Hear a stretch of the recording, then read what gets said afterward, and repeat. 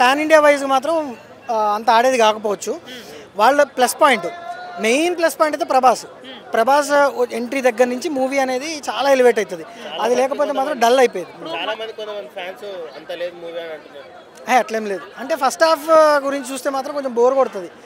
నన్ను అడిగితే first half లేట్గా వచ్చిన మూవీకి నడుస్తుంది, ఏం కాదు. సెకండ్ హాఫ్ మాత్రం అస్సలు మిస్ కావద్దు. అది లేకపోయింటే అసలు మూవీ ఫ్లాప్ అనేది.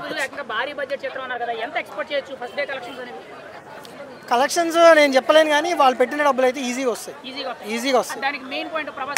అంతే ప్రభాస్. ఇప్పుడు మంచు ఫ్యామిలీలో పిల్లల కానించి పెద్దల వరకు దగ్గర 4-5 మెంబర్స్ యాక్ట్ చేశారు కదా, వీరిలో ఎవరు యాక్టింగ్ బాగుంది? పిల్లల యాక్టింగ్ అందరిది బాగుంది కానీ పిల్లల డబ్బింగ్ అనేది కొంచెం అది పాత స్టోరీ కదా, అది కలియుగం స్టార్టింగ్లో స్టోరీ అని చెప్పారు.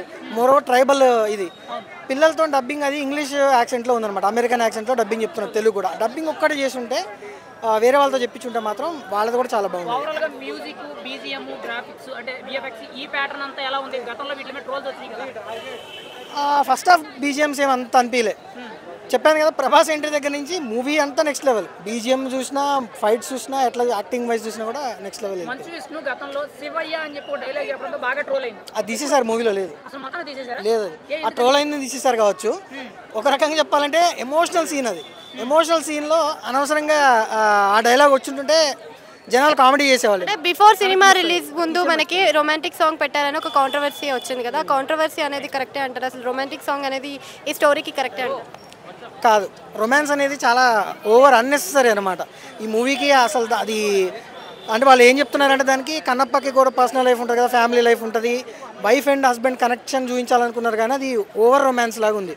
పక్కా కమర్షియల్ మూవీస్లో ఉండే రొమాన్స్ లాగా చేశారనమాట. అంత అవసరం లేదు. దానివల్ల భక్త కన్నప్పని చూసినట్టు అనిపించిందా మీకు ఎక్కడైనా? ఒక్కసారి తిన్నడు కన్నప్పగా మారుతారు కదా, అక్కడి నుంచి భక్త కన్నప్పే మూవీ. భక్త కన్నప్ప లాగే ఉంది. ఆ ఎమోషనల్, ఆ డివోషనల్ అనేది, ఆ కనెక్ట్ అనేది ఆడియన్స్తో 100% వచ్చింది. ఆ సీన్స్ వరకు Manchu Vishnu acting next level అని చెప్పొచ్చు. ఇంత యాక్టింగ్ ముందెందుకు చేయలేదో అర్థం కాలే.